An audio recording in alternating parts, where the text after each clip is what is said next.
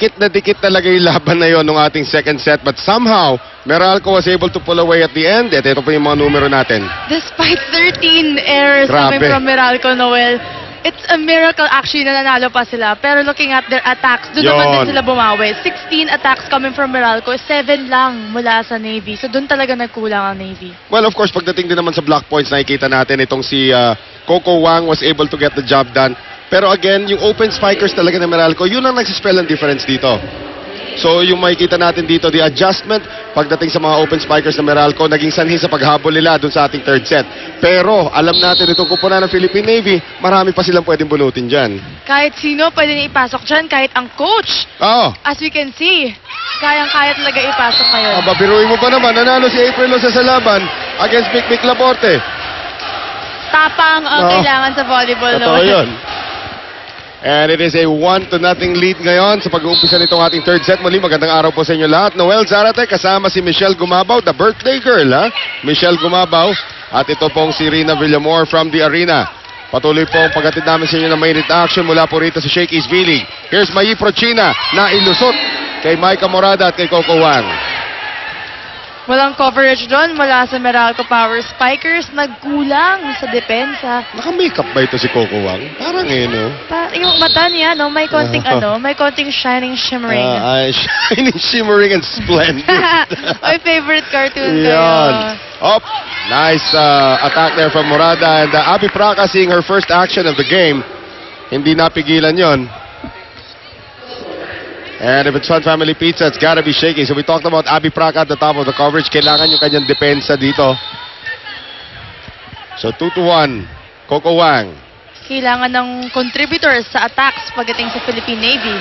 Mayi Prochina. Talim pa rin ang bola niya, no? And the regalo, easy put away there from the Cebuana.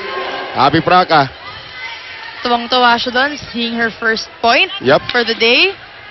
And because of the yung paglalaro nga dito ni Kite Rosales, siya tuloy yung nabangko. Magkapwesto sila ni Kite. Now, Cecil Cruzada. Pinasok ka siya ni Coach Nene ngayon. We'll see what she can do. Mamaya, si Coach Nene, baka ipasok yung sarili niya. Oy, another nice attempt there. And a conversion from Panay Mercado. Doon nahihirapan ng Philippine Navy sa drop ball ni Kainglet at sa soft spike naman ni Mercado, as we can see now. Wala na nga sa pwesto si Panay doon actually. Bumuka yung set ni April. 3-2. Mercado now to serve. Kais, Serafica, Praca. Jose, back set ngayon. Running attack from Maika Morada. Nice dig from Mikmik. And Kais gives it up. What will they do with the free ball? At bibigay dito kay Penetrante. Kinalmot ni M. Penetrante yung bola. Power tip. Ayan. Iisip pala tayo ng power tip. Kinikwento ko kay Ann, yung mga may-ari ng mga inverter air conditioner, kailangan po matagal naka-on yan para maging matipid sa kuryente. So, baliktad. Since inverted conditioner nga. Yun na nga, kaya inverted. Pero usually nga. Meron pang ganun? Hindi. Kailangan, I'll explain to you in a while. Ito po, Rexona anti-perspire deodorant, it won't let you down. Yung inverter kasi, after a while, hindi na kumukuha ng power yan sa main source. Nag-i-invert na ng power yan. But it usually takes 4 to 5 hours bago for niya that. magawa yun. Oo. At wag mo babaguhin yung temperature setting niya. Kunyari, nakaset ka sa 23, iwan mo sa 23 habang naka-on. After about 4 to 5 hours, hindi na siya kumukuha ng kuryente sa'yo. Siya na gumagawa sa sarili niya kuryente. That's the beauty of inverter air conditioners. That's another power tip. Team na to, gumagawa ng paraan, makapuntot. And again, hindi na power tip yung ginawa ito ni Maika Morada. Power spike na yon. Hindi na tip yon. Oo.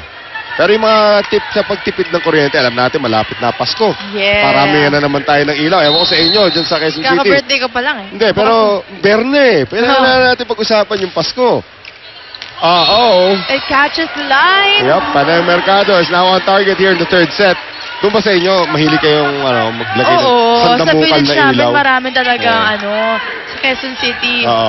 Mailaw pag Pasko. Mailaw pag Pasko. Sige, makadalaw nga dyan. Kukunan ko ng larawan yung mga pasiklaban ng ilaw. Kaya nga ngayon pa lang, nagtitipid na dapat tayo sa kuryente. Para sa Pasko, bongga, di ba?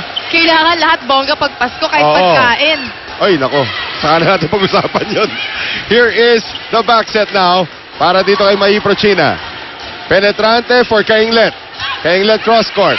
Janet Serafica, back set. Prochina again! Merry Christmas! Nahulog! Merry Christmas, Mai Prochina. Regalo sa kanya yun ng net. Gumapang paloob. Pero naghahabol pa rin po ang Philippine Navy dito. They are down by 4 points. Owano didn't expect that to even enter their Oo. court. And now Mai Prochina. Good serve from Prochina. Minsan ka lang makakita ng ganun, Noel, kay Right. sa isang libero tulad ni Reyes. Of At talagang course, namatay yung serve niya dun eh. Gulat si Jen. floater yon. Tries to do it again. Jen Reyes gets to it this time. April Jose. The FEU connection does not work kasi nakuha naman ni Laborte. Here is Suson. Tinulak. Here is Jose. Kainglet. Prochina now for Suson once again. Morada. Kainglet. Kayang-kaya daanin sa drop ball ni Phil Kainglet. Ay, the spirit was willing but the body did not respond. And it is a 4-point lead for Meralco.